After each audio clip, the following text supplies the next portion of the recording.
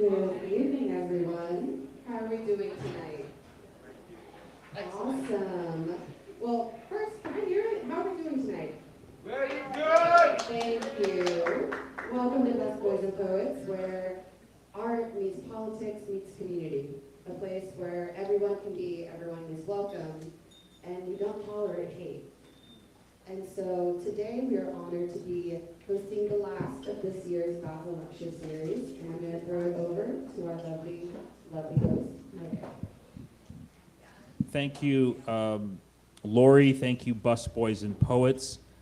As everyone knows, this is a very dark and depressing period, not just because of the ongoing genocide in Gaza, but because of the state of politics in this country and many other problems around the world. I just want to emphasize one of the bright spots during this dark moment is Busboys and Poets.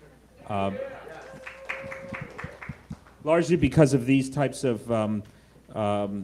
collaborations that we've been having. I view this as a community space where we have been able to bring people that have something to contribute toward creating a better world. And in Washington, D.C., it's sometimes very difficult to have an event because in the past, all of us who've been involved in this type of activism have these experiences where you organize an event, you invite an outside speaker, and at the last moment, we're told that the event has been canceled because outside pressure has been put on the bookstore.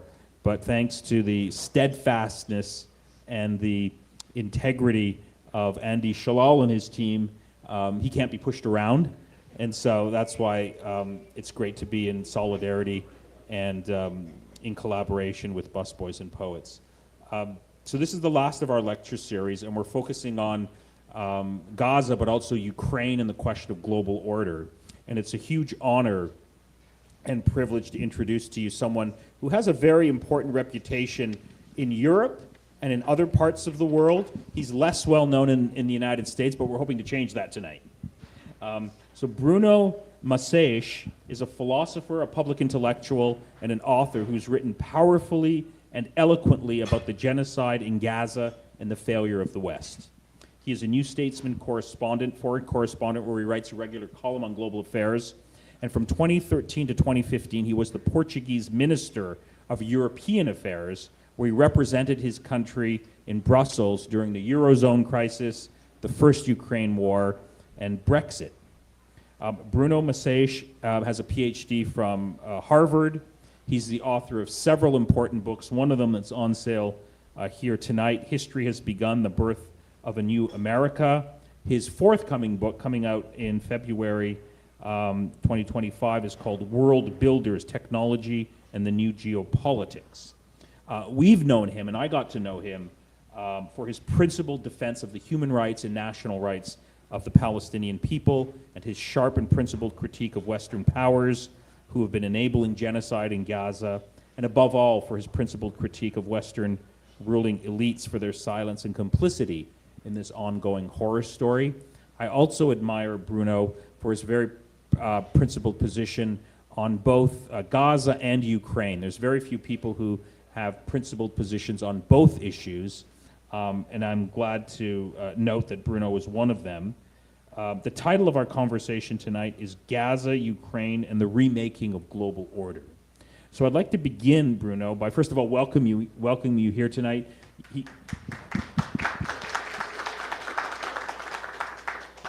He flew in from Istanbul the other day, so he's on Middle Eastern time. So I appreciate him being here when he should be sleeping. But I want to begin with sort of asking you to reflect a bit and share with us some of your personal story and intellectual background, because you have a reputation of being a conservative writer.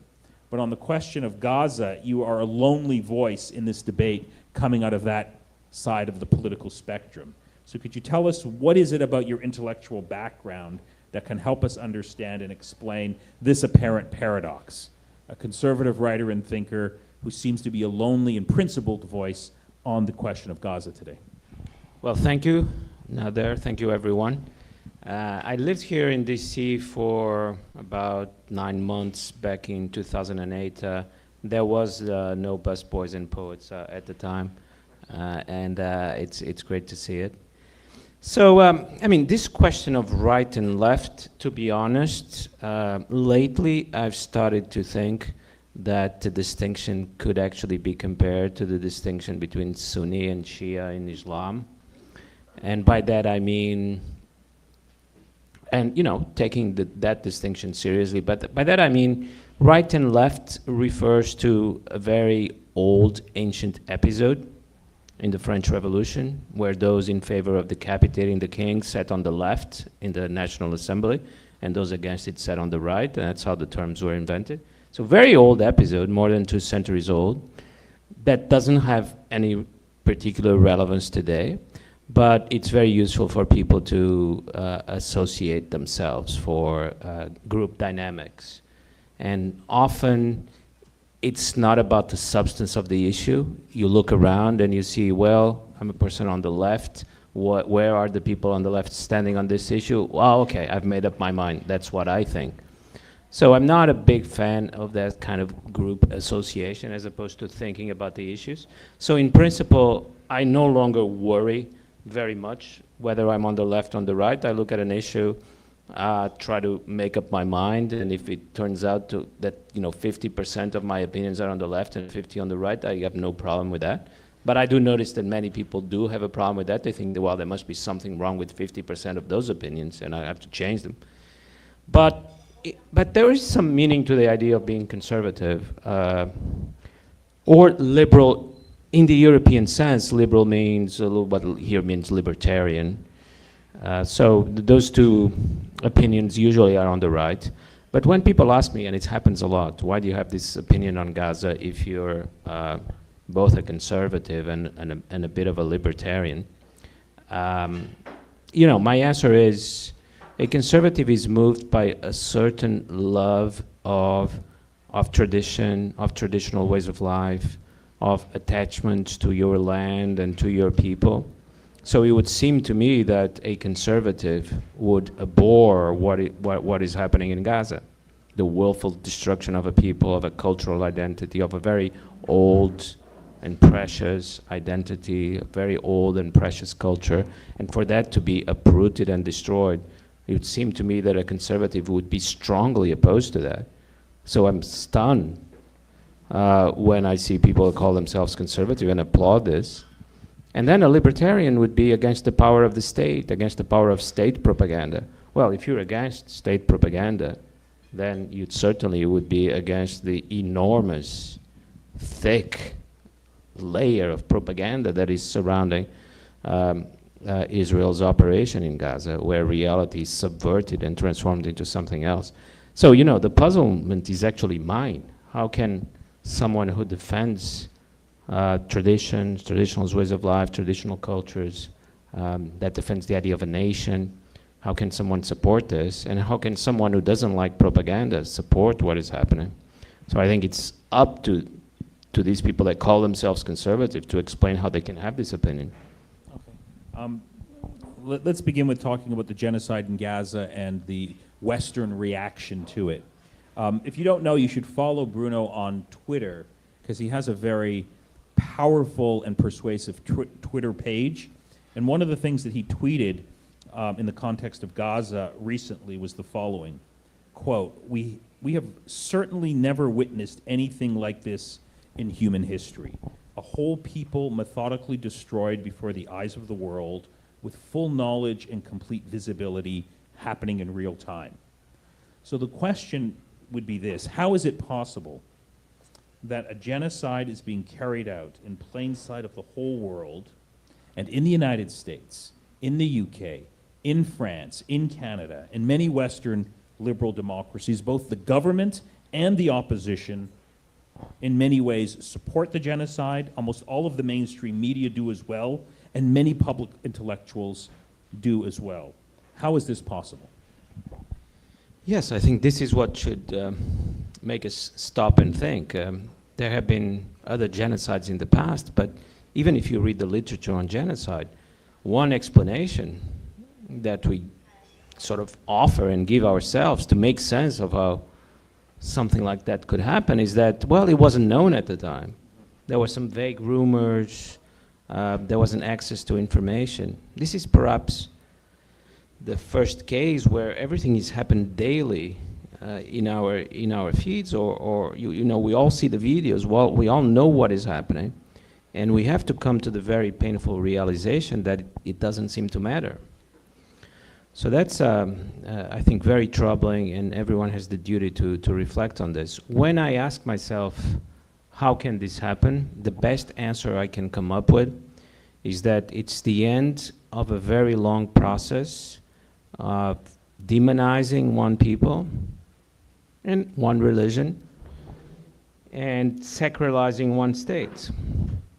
And the process has been going on for decades, that the Palestinian people has been systematically demonized, and the state of Israel has been sacralized, placed in a pedestal above all criticism. And that made me think, actually, that it may well be too late to prevent what is happening and what is happening every day in Gaza, but we all should think that, I mean, if I feel guilty about something, is that, you know, maybe the time to speak was not, you know, better to have spoken last year than not to have spoken at all. But the best time to have spoken out would have been 10, 15, 20 years ago, 25 years ago. And I think back then, perhaps it could have been stopped. But at this point, the minds of our fellow citizens, most of them, have been so corrupted by this process of education, or I should say diseducation, over 20, 30 years, that to break through that seems to me impossible. You hinted at this in your answer. To what extent is the Western reaction toward the genocide in Gaza a function of Islamophobia and anti-Palestinian animus? Yes, certainly Islamophobia. When I say the time to do something is at the beginning, I should tell you that what I have in mind is maybe the time to do something in Europe is now. And you tell me if the same process is happening in the US, but in Europe we have an upsurge of Islamophobia that is connected to the recent wave of immigration.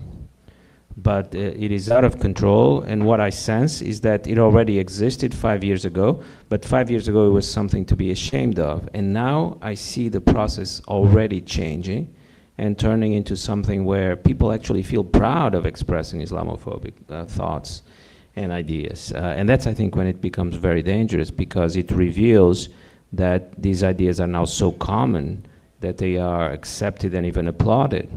Now you can gain points by expressing these ideas. You know, the Muslim has become in Europe the image of the other, upon which we project our worst possible traits that we find in ourselves, and we kind of exercise them from our own selves by projecting them into another. So it's a very perverse psychological, psychoanalytical process where I create the imaginary enemy. And it's not limited to the far right in Europe.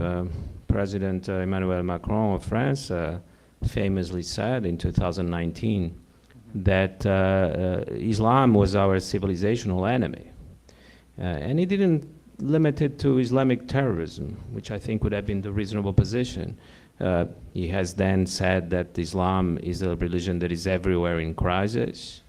And the terms were quite scary because it's civilizational enemy. Well, an enemy admits only of defeat, of victory. So it was a sort of a call to a civilizational war.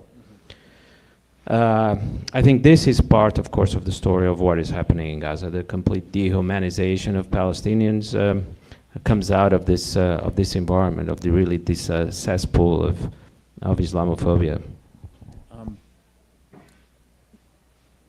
As a student of history, as a philosopher, I've always enjoyed this aspect of your writing, a deep engagement with history, philosophy, but also international relations. Could you reflect for a moment on why the Israel-Palestine conflict produces such intense acrimony, division, and conflict on a global scale, in contrast to other conflicts that sometimes kill more people? What is it about this particular conflict that produces all of the global divisions that we've seen over the last year? Yeah, well, I think the answer is very easy. By the way, there's an answer that Israeli authorities and Israeli propagandists would give you. They would say, well, they raise this point very often, in ways that I find particularly distasteful, because you often hear, why aren't you talking about Sudan? And the fact that you use some tragedy elsewhere to shift attention away from what you're doing seems to me sort of doubly perverse. And they would say that this reveals some profound anti-Semitism, that people are so focused on what Israel does. But I think the explanation is not this, and it's pretty straightforward.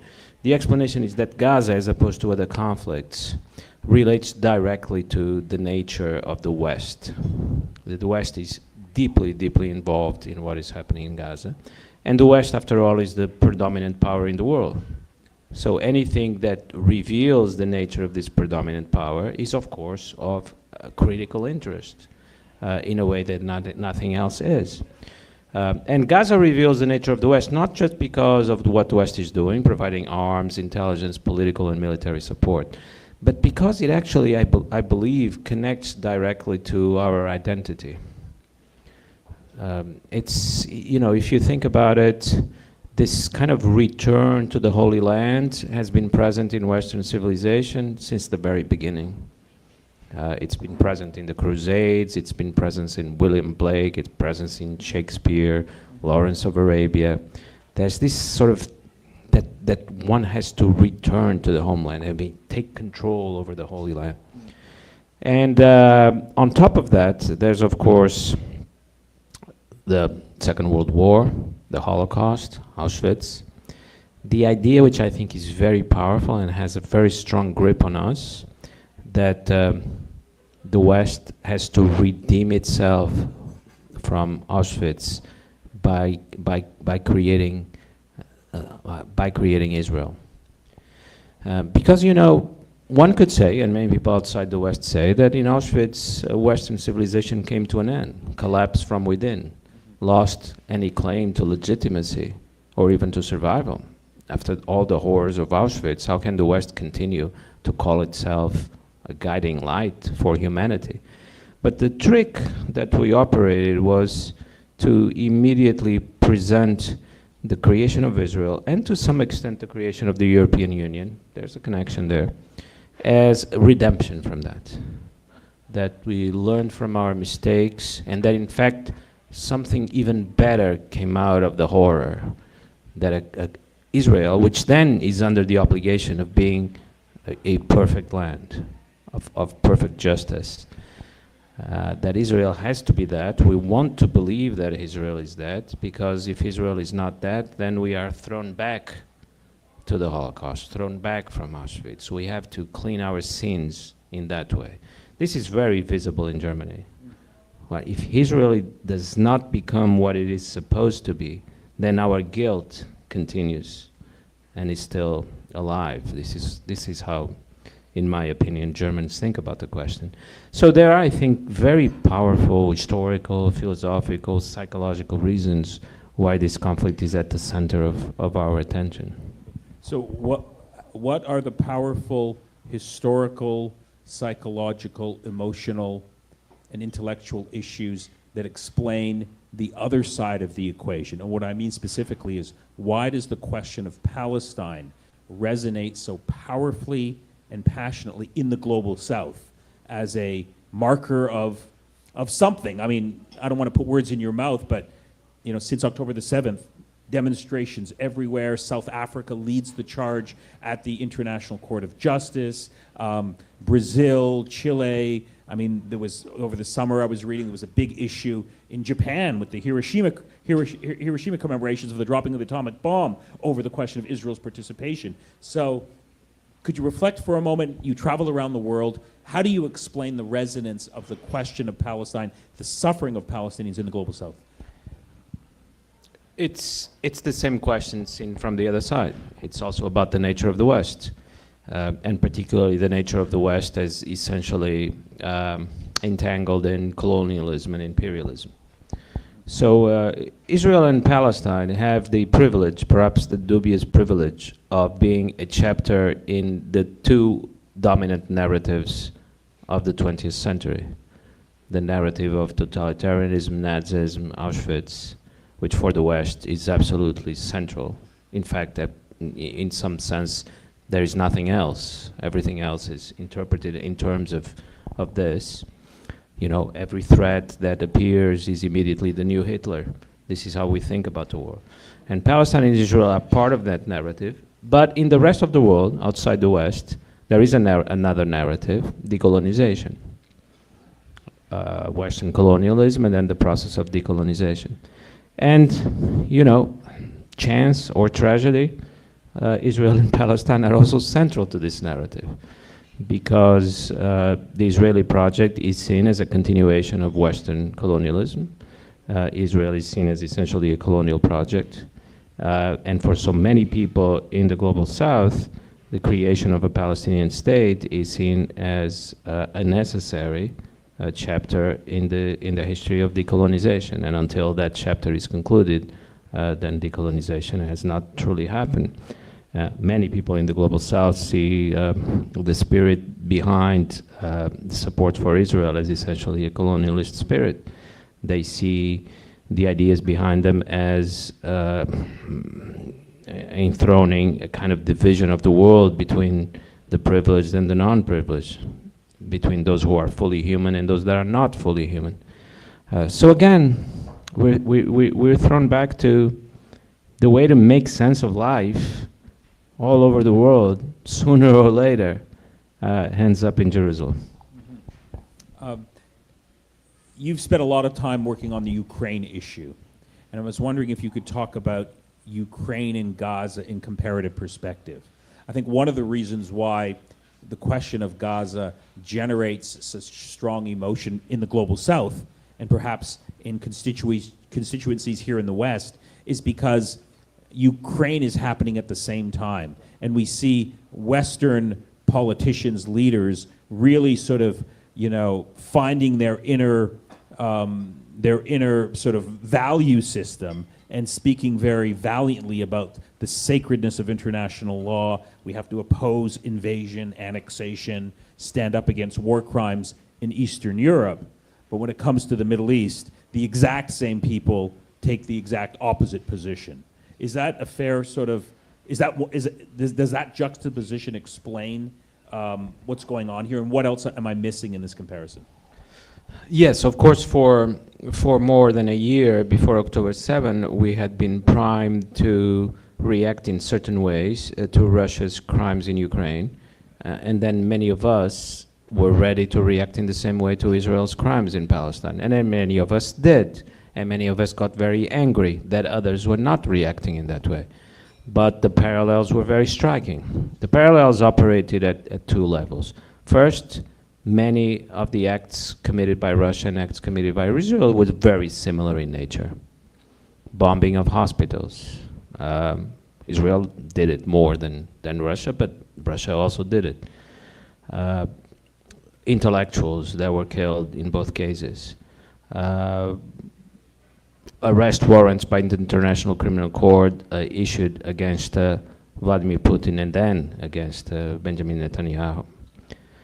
One parallel that I thought was extremely striking was I spent a lot of time watching Russian propagandists on TV calling for the annihilation of the Ukrainian nation.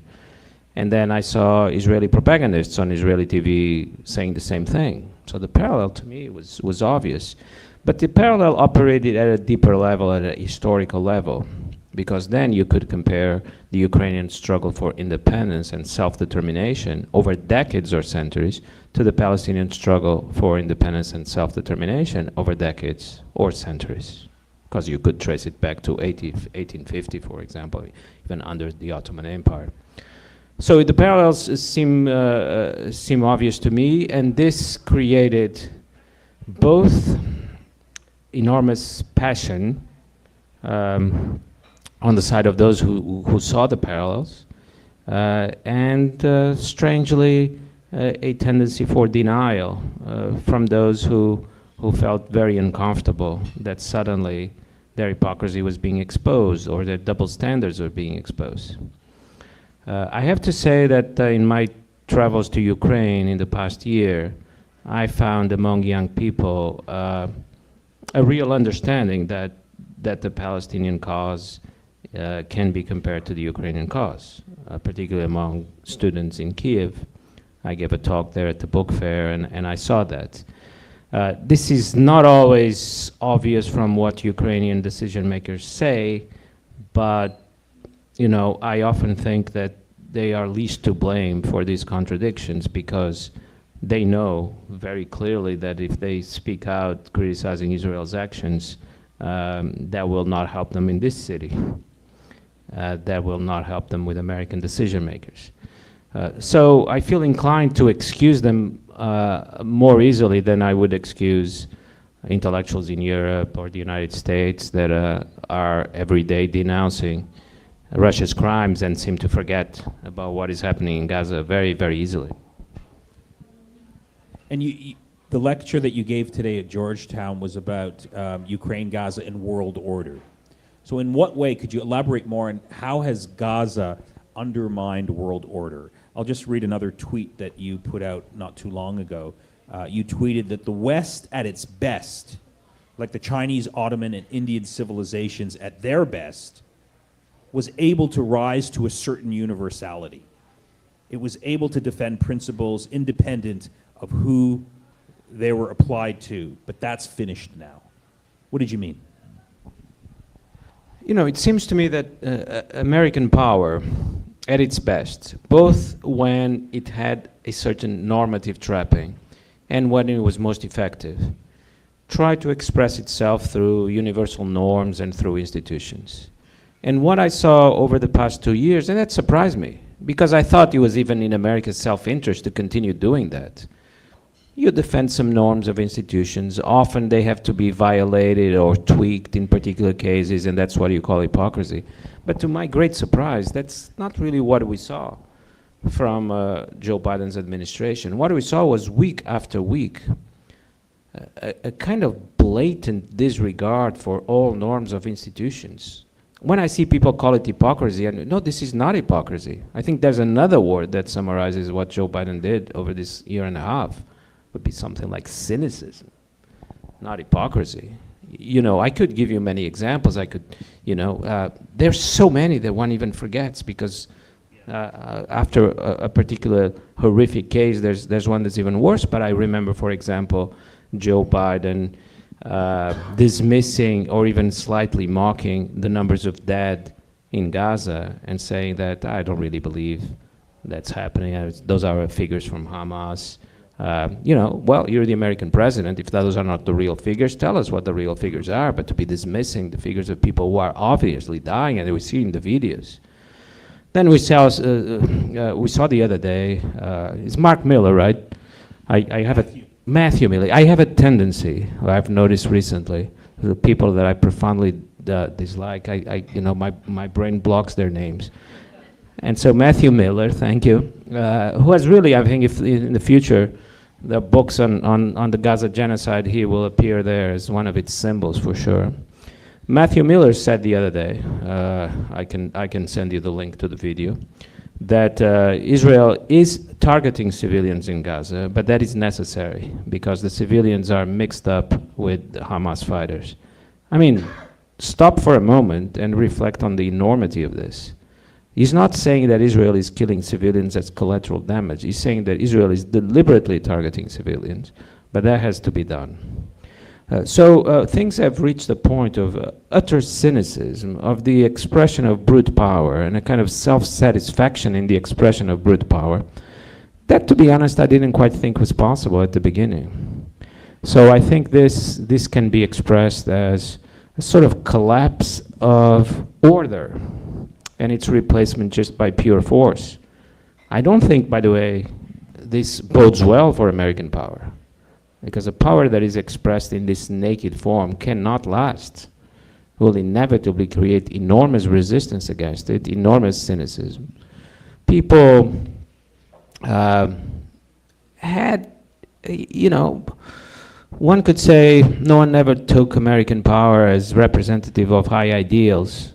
Well, maybe not in those terms, but you traveled around the world and you saw that, people in Nigeria, in India, in Malaysia, they had a certain admiration for the United States, which I think is disappearing because, if this is how you express your most fundamental values in this way, I gave 2 examples, I could give hundreds, then it is not a vision of order.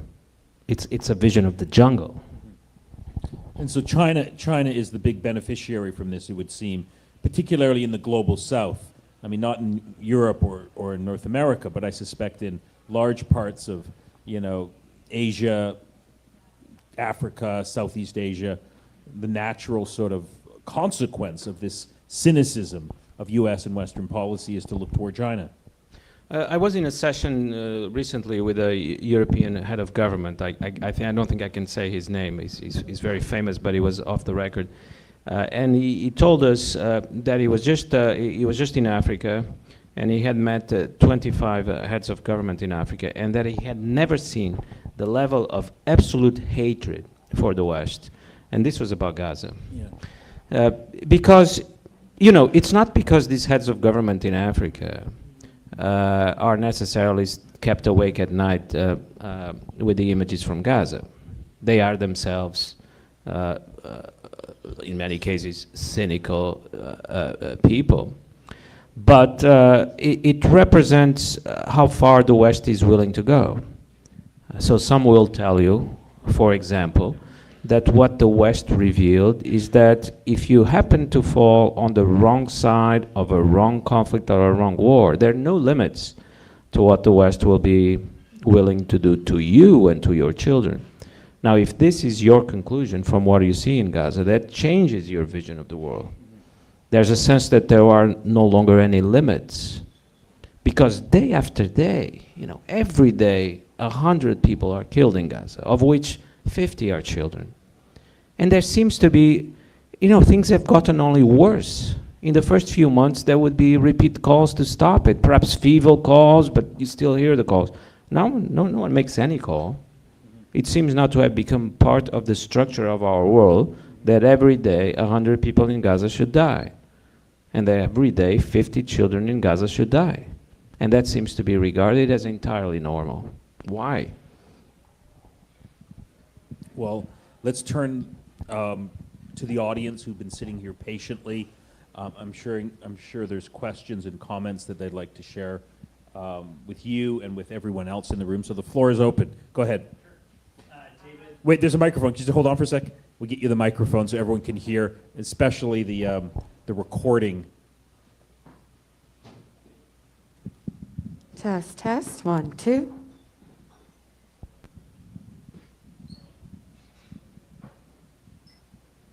Hi, I'm David, big reader of the New Statesman, one of my favorite periodicals. Oh, more into it? Okay. Yeah. David, big fan of the New Statesman. One of the main reasons I've subscribed is your article, your column. My question is, in a lot of your writing, you've talked about sort of the value of sort of civilizational states and Europe needing to sort of pursue that own path for itself. And it seems like in recent years, when you've seen that rhetoric now be stronger in Europe, that's coincided with a greater willingness to compromise on Ukraine, in a way you would likely not feel comfortable with, rise of Islamophobia, this harder turn on Palestine and Israel. So how does Europe sort of recover that sense of itself and its identity without, surrendering itself in some morally key ways on issues like Ukraine, Gaza, and the larger issues we've discussed? Yeah, fair question. Many people have told me that they find that my defense of civilization states is a bit contradictory with other sides of my thinking. No, I don't think so. I think we have to. Part of my evolution has been to recognize that other parts of the world are just as capable of developing ways of life that are rich in meaning and significance. And in fact, our job is to understand more about those ways of life. And I don't think, it can have an ugly side, but normally, I don't think it's about civilizations. Normally it's about nationalism. And nationalism defines itself as necessarily irrational. It's about where you're born, the group you belong to. I see civilizations as being essentially irrational entities. What is the Hindu civilization? Well, in order to find out what the Hindu civilization is, you have to visit museums, to visit temples in India, to talk to their religious leaders. You have to read a lot of history. You have to read the Bhagavad Gita, and you have to read the Upanishads. And this is how you learn about Hindu civilization. But nationalism is a different thing. How do you know who is French or German? You know, it's just a piece of paper, just a kind of a irrational determination of where you were born, or supposedly what your blood is like, although it has nothing to do with blood. But you know, this is how nationalists think. And what I see in Israel is a form of ultra-nationalism, of a sort of unbound nationalism with very little control. I don't see the expression of a civilizational identity. So that's how I would answer that. That it's been very helpful to me, this idea that there are different civilizations that have to be respected. By the way, this idea of the clash of civilizations, from Samuel Huntington, who used to be a professor at Harvard. I still took some of his classes. I think the problem with the idea is that he's actually talking about a clash of nationalisms. If you read his book, what he calls civilization is not civilization. It's just nationalism. It's irrational. It's a form of identity. It's not something thought out like a civilization is. So why would I tell Huntington is, first of all, this is not a clash of civilizations you're talking about. It's a clash of nationalism. And second, it seems that you are defending this clash of nationalisms, that you are kind of in love with nationalism. So anyway, thanks so much. I'll tell the editor in London that you're a fan and that the magazine is read here. Arjun. Yeah, hello. Good evening, Dr. Marquez. First of all, I'd like to thank you for pinning Hindutva flag on your infographic. I think it's really important in context of talking about the New World Order and the role it plays. So in your talk, you mentioned that for Palestinian nationalism, Palestinian liberation, perhaps the conversation should have started decades ago. And I completely agree with that, because Israel was bombing Gaza even in 2014. Similar number of people had been killed, but for some reason, the news never reached to me, nor other citizens of the world. So my question to you is, in context of India,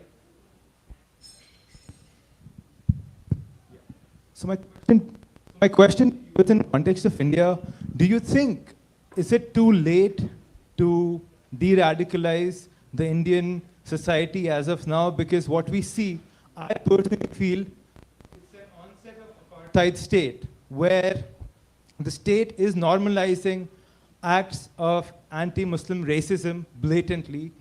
And what can be done? Is there any way of stopping this machine? If everything is lost in Gaza, what can we do to prevent in other parts of the world? Thank you. Yes, good question. So you saw from the previous answer that my thinking on these issues is a bit complicated, because there are a bit of contradictory demands that I'm trying to follow. I can't quite criticize India in the name of Western liberalism. You've already seen that I'm very skeptical about Western liberals. If Western liberals are Joe Biden, I'm very skeptical of that.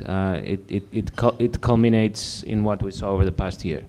So I want to say that India has the full right to develop its own civilizational identity.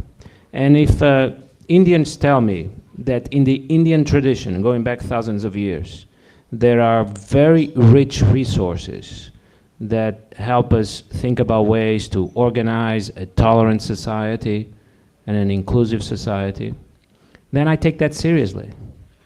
You know, I'm not a Western liberal in the sense who's going to say, no, forget about your tradition, thousands years old. What you have to follow is the American tradition that is 200 years old.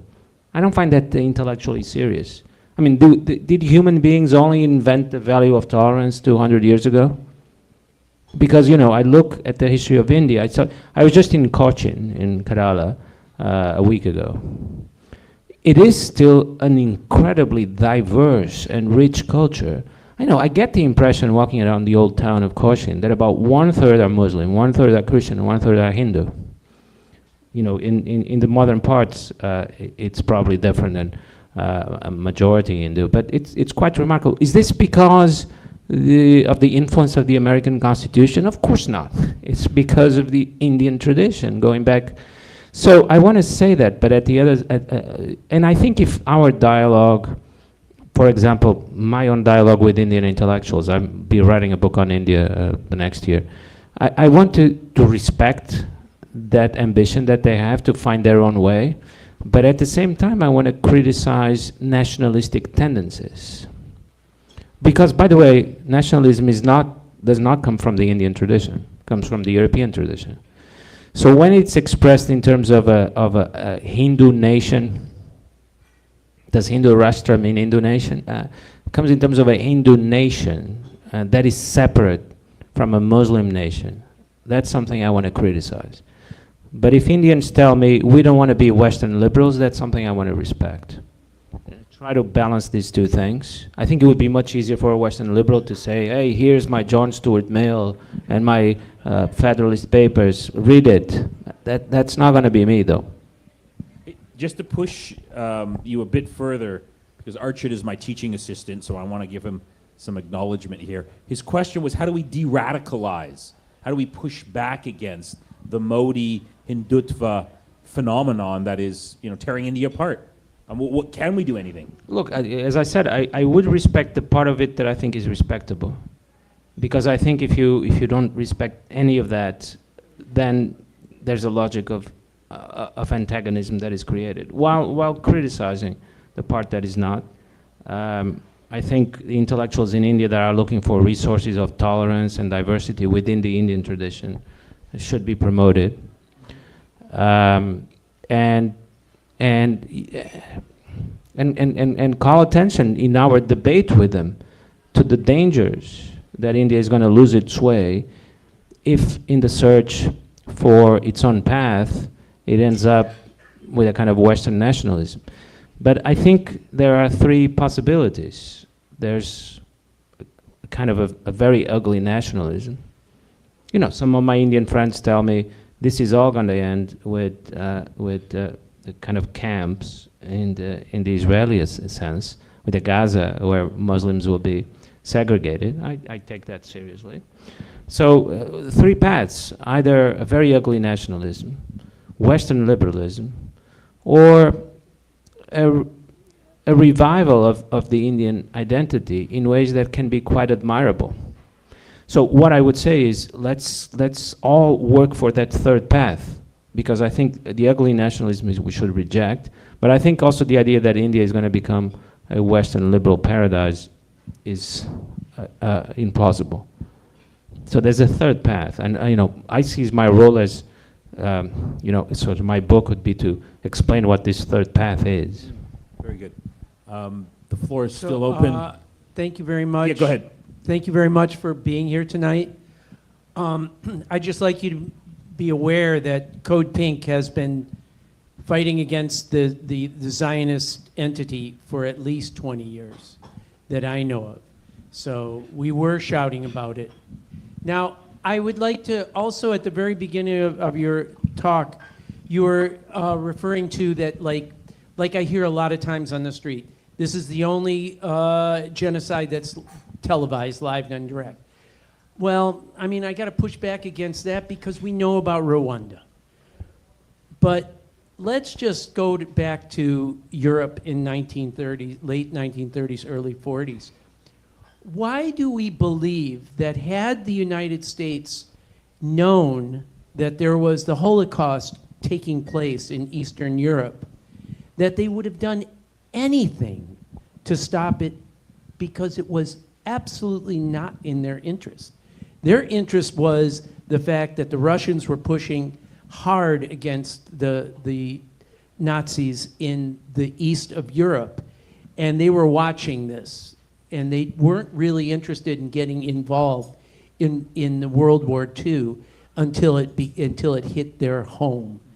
And I see, like my father fought in Europe in World War II, but he had no idea he was fighting a Holocaust. He was fighting fascism. So I'm just wondering, do we have any real reason to believe that the United States and Great Britain would have stopped a Holocaust? Because apparently they don't really care. I mean, those are fair points, but I still think that what I said stands. You know, Rwanda and other cases, there was a certain awareness, but it wasn't the case, as it is the case with Gaza, that about 1/3 of the headlines in the Financial Times main webpage over the past year and a half have been about Gaza or Israel. So this is not something that we have an awareness of. This is something that is at the very center of our attention. This is what everyone talks about, and yet no one even suggests that it should stop.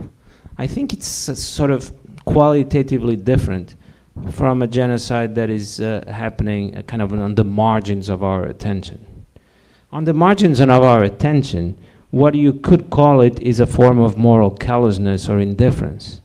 But I don't think, I sometimes hear what has happened being described as moral callousness and indifference. It cannot be callousness and indifference, because this is the thing we're all focused on. So it has to be a form of deliberation, of almost calculated choice and deliberation, because it is happening when our full attention is focused on it. And as for the Holocaust, you know, I recently read Ernst Junger's, a guy with some contact with the Nazi leadership. I think it's Hitler liked him, and that's why he avoided being in trouble. Like his books, his novels. He also worked for the German army, and even he, so well positioned in his diaries, he talks about the Holocaust as some rumors that are being talked about of some things happening in the East.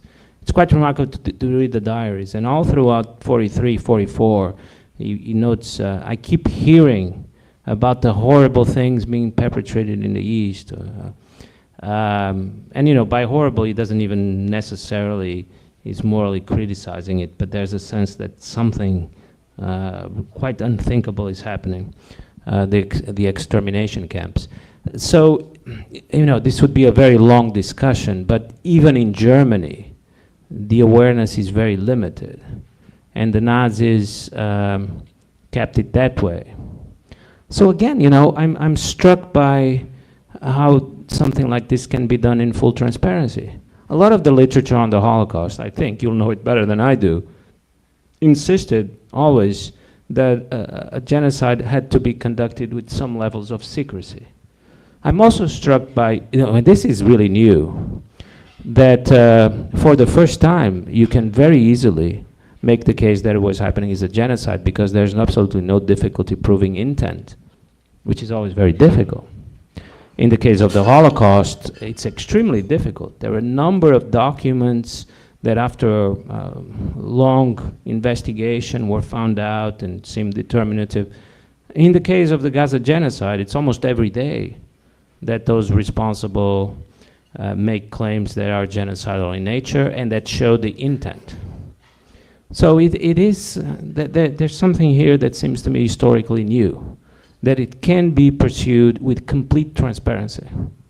If any scholar of genocide has argued that no genocide can be conducted with complete transparency, he has to revise the book, because this one is being conducted with complete transparency. And I think we have to explain why it's become like this. Now, again, I think you make fair points, and you know, if I exaggerated the contrast, perhaps it shouldn't be exaggerated as much, but I still think there's something quite new in what is happening. So it never happened that you have those responsible for the decision announce it so publicly that Netanyahu announced that this is fighting Amalek, therefore children have to be killed as well. President Herzog said early on that there was really no distinction between civilians and the Hamas fighters. Therefore, you don't need anything else to prove genocide. Because if someone is a target just on the basis of being Palestinian, this is what defines a genocide. Someone is being killed qua member of a group. That's a decisive trait of a genocide. And the fact that people were being killed in Gaza qua members of a group was announced explicitly, openly, proudly by Israeli decision makers. And it wasn't the case in Rwanda. It's not the case in Myanmar. There's a certain level of impunity that allows this to happen, but also a level of, let us say, detachment from reality that also helps that happen. On a related point, what's the significance of France's declaration last week that if Benjamin Netanyahu shows up in France, we are not going to arrest him, we're not going to respect the provisions of the International Criminal Court? Well, a lot of this, I'm sorry to say, is about the US. It's about the enormous pressure that the US places on Europeans. I don't think Europeans are blameless in all that is happening, and a couple of countries have been as involved in it as the US has been, Britain and Germany, that's what I'm talking about. But I think in the case of the ICC, because they are so committed to the ICC and have been, I think Europeans left to their own devices would have a different opinion. But they know that the pressure from the US will be intense. They know the pressure from Trump will be even more intense. And they're trying to find a way to avoid getting caught in the crossfire. So the main factor here, two factors. First, Europeans are not as serious and solid as they like to be thought of. They are not as committed to these principles as one thought, and American pressure is there. But I'm not exculpating Europeans, because clearly the commitment that we thought was strong to international law turns out to be quite weak. So if Netanyahu does show up in Paris and he's not arrested, the Rome Statute is just a worthless piece of paper. It has no value anymore. It's the collapse of the ICC, effectively, right? Right. It's the collapse of the ICC, it's the collapse of international law, it's the collapse of the very idea of international law. And what is worse, it's not a collapse, it's a demolition. It is a deliberate demolition. It's not a collapse in the sense that, for people stopped applying international law or implemented, or it came into disuse or something like that. No, it's been a demolition work, deliberate, a work of destruction against the very idea of international law, which again seemed to be the main lesson coming out of World War II, that we needed something above the states to limit the power of the states. That was the role of international law. And now we seem to have abandoned it very easily, by the way. In a matter of months, all that was thrown out of the window. Let's take maybe one more question. Bruno hasn't had dinner yet. Yeah. Go ahead. Hi. No, I can go on. Yeah, you were talking about, I guess, the Israel genocide in Palestine. Okay. What I was wondering, they normalized the attack of Israeli, on Palestinian property or Palestinian land. Do you think the same thing is happening to Iran? Are they normalizing, getting people ready for in case if the West or Israel or any other countries attack Iran, will also that be normalized as is happening to Palestine? That the same that has happened in Gaza could happen in Iran. No. No, I think the question is, yeah.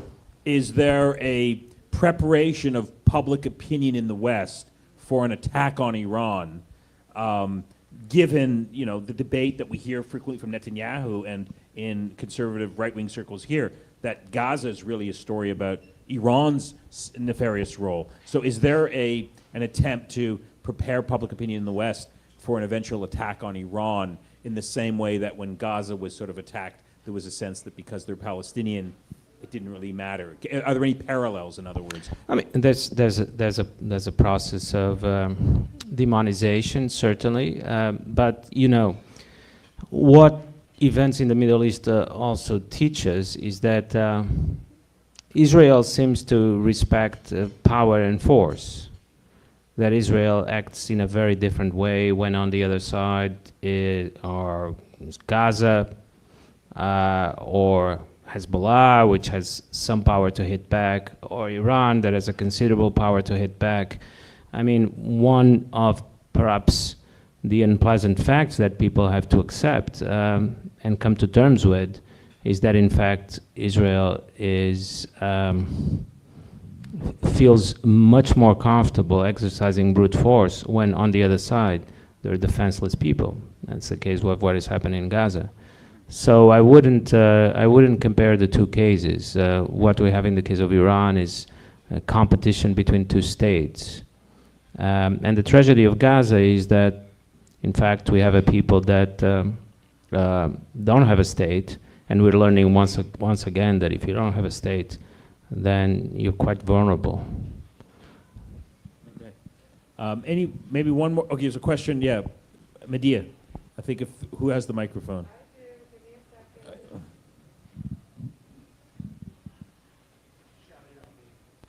There it is. Yeah, I have a comment and then a question. The comment is you seem to see this Gaza genocide as something new in the breaking of international law, whereas so many of us see our country as having violated international law all the time, whether it's the invasion of Iraq illegally or the sanctioning of the ICC because they were going to look at U.S. war crimes in Afghanistan or using the U.S. veto power 40 times against Israel at the UN. We just see this as another instance and maybe deeper. But the question I had for you was around Ukraine because I didn't quite understand your position. Are you, well, some of us feel that while Russia illegally invaded Ukraine, at this point there needs to be negotiations, and that's what we should be pushing for. Is that your position, and how do you see it in Europe?